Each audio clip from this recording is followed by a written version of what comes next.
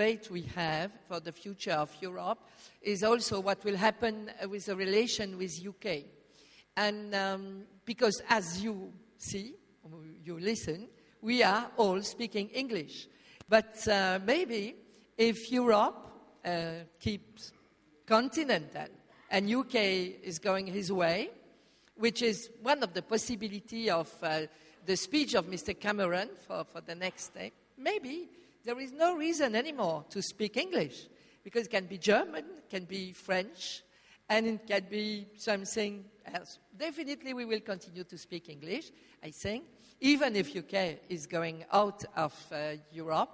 But continental Europe is really sharing, in terms of education, something that maybe is different of your historical experience. We begin with education coming from church. And then it was a big French Revolution, as you know, and then they asked for education out of the religious, at that time, Catholic system. But it was not easy, and it's still not easy. So the real profound debate in education in Europe is public education, and we call it private one, but or free. We have a free university, which is we call it secular university in Belgium, only one, and a Catholic big university, the oldest one. So that's part of the difficulties, that we can consider religious education, of course, as education budget. It is the case. But we need to speak about science also. And can we consider, let's take Quranic school, as real education school? What do they know after when they know good Quran? They have no science in their mind.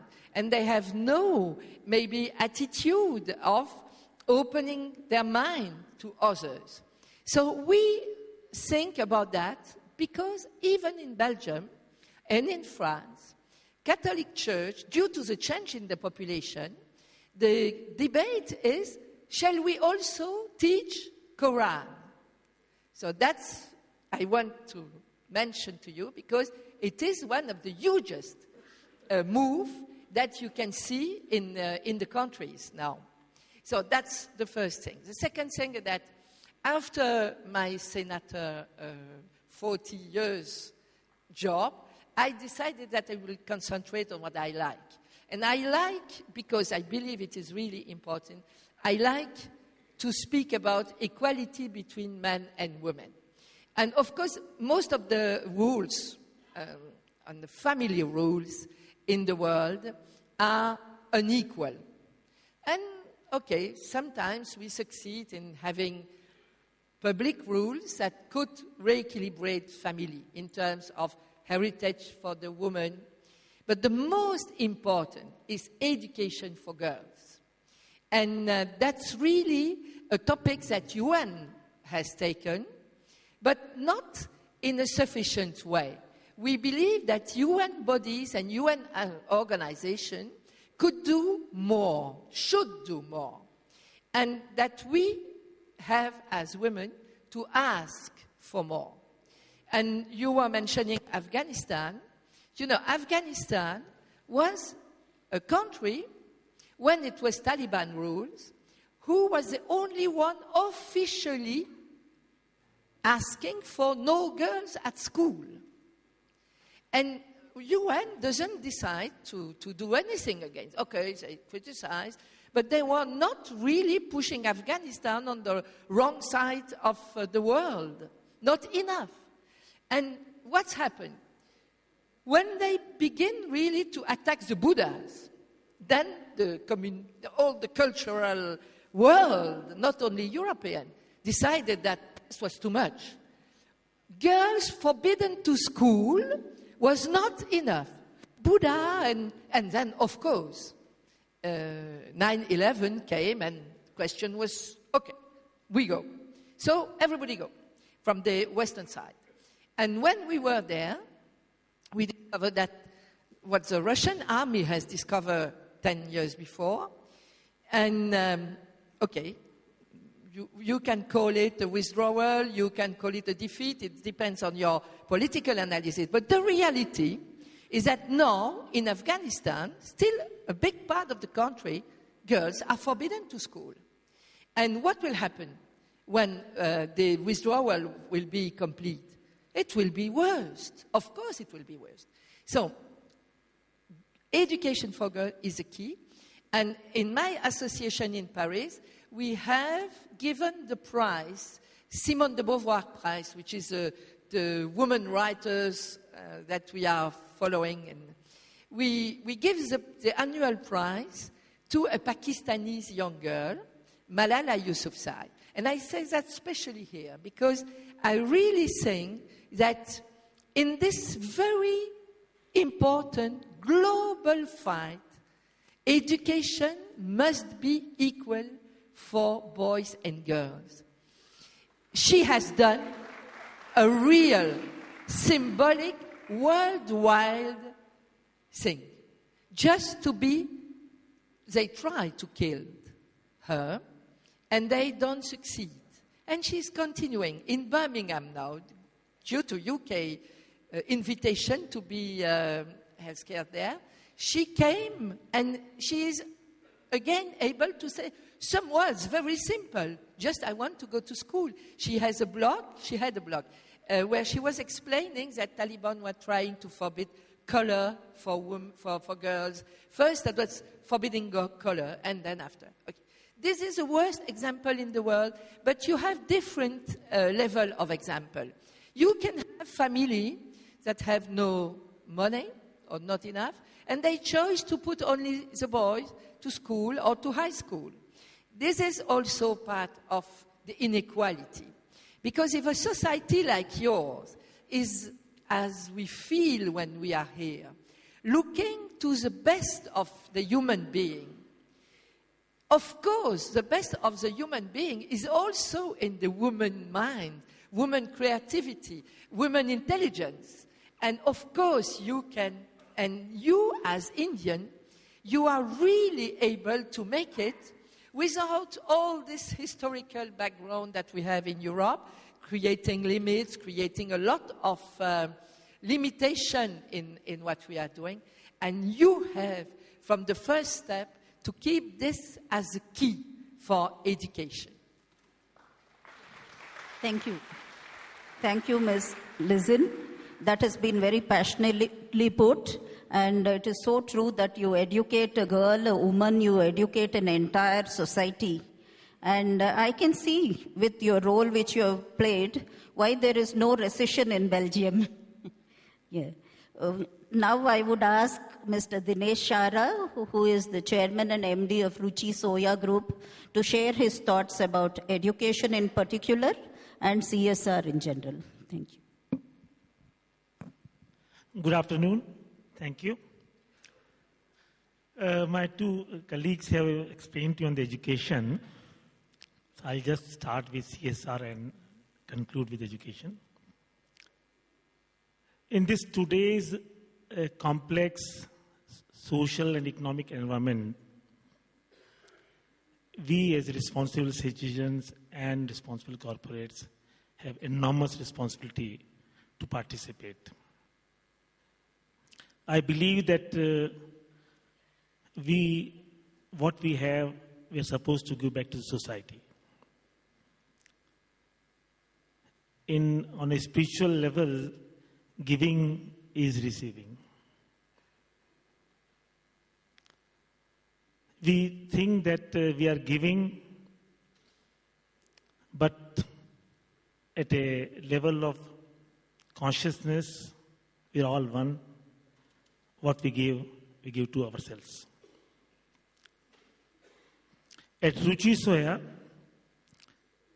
we have over 10,000 people directly and indirectly attached with the group across 26 manufacturing plants across India. We make sure that the people around us, near factories, near their villages, because we are an agri-produce company. We process oil seeds, we process grains, and our company is closely associated with farmers in general. We find that farmers are the poorest among the society today. The whole family works 24/7 and they're able to meet the basic daily needs. We ensure that in the villages where are we located in terms of procurement centers, we have centers where we make sure that the children of the farmers' families are being given education. The women around them in the villages which they work, we want to educate them and we want to make sure that they are employed. We encourage them to be self-dependent. If they produce something, we make sure that the company buys it out and distribute. So in any small manner, we can contribute to the lives of those people around us who like to contribute. And I believe that that's the best social responsibility or a corporate responsibility we can do. We cannot live in a world where we are isolated from others. So it is our prime duty to make sure that people around us are being taken care of.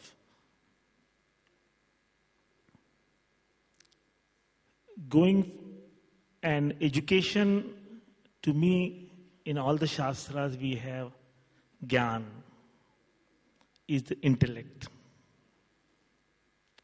Intellect is the primary thing which one really needs to know, the purpose of the life, what you're supposed to do, and what you're supposed to give it to others.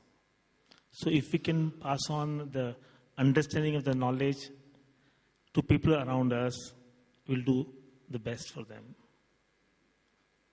So in a smaller manner, we like to contribute by educating whatever the people around us comes to us, either through computer education or women empowerment or water harvesting or people around us to leave them good for themselves. We as a company do it, and my request to all of you is to contribute, to participate in the lives of people around you so that if they are happy, you will be also happy. Thank you.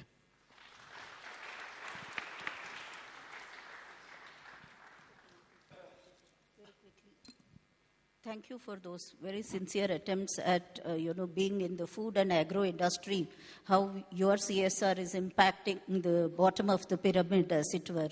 Now I invite Mr. Nayak, who is the chairman and MD of the National Power Grid Corporation, to talk about his take on this. Good afternoon, everyone. Thank you, ma'am. I was just wondering what I should speak, because a lot of things have been said. I wanted to now speak on the main theme of the session, whether the CSR is a boon or it is a burden. Then, since it was asked to me to speak on this, yesterday I was just wondering why people think it is boon or why people think it is burden. Then I started reading literatures. Then I found that this social responsibility, corporate is a new word which has been added. The social responsibility is there since the civilization is there. And even if you see 2000 BC, that the kings and the emperors, and if you see those emperors and kings who used to do more social good work, his name still is there. Those who are very not kind to people and not taking care of the society, they have been treated differently. So what I meant by that is that society is the ultimate thing for everybody. Whether you are a corporate, whether it is an individual, whether it is a king or you are an emperor or anybody. And finally, the society determines you, or determines you whether you are a sustainable organization and a sustainable issue, or it is only a fly-by-night. During our experience, I have seen, while constructing, we build transmission systems throughout the country. We have built almost about 100,000 kilometers of lines. When you go to various lines are away from the city, so we go to the villages, the small towns, we find that the inequality is quite substantial. And all this terrorism and all this violence, all this coming, we are paying for this price of inequality. The price of inequality in the society is creating all these kinds of terrorism, violence, all this newspaper, if you see every day, there is full of violences. Why it is happening? Because there is a tremendous inequality among the same person. When I am staying and another person saying I am moving in a very luxurious car and someone is very poor, do you think how long it will continue? So that is why there is a change in concept. Like corporates, our job is to create wealth. This is one of the activity. It can't be the sole activity. We will have to take care of not only the shareholders, the stakeholders. So there is a change in concept from taking care of the only shareholders to the stakeholders. Stakeholders also, there are two kinds of stakeholders. There is internal stakeholders, your employees, and the customers, and the external customers like government, non-government organization, and the society at large.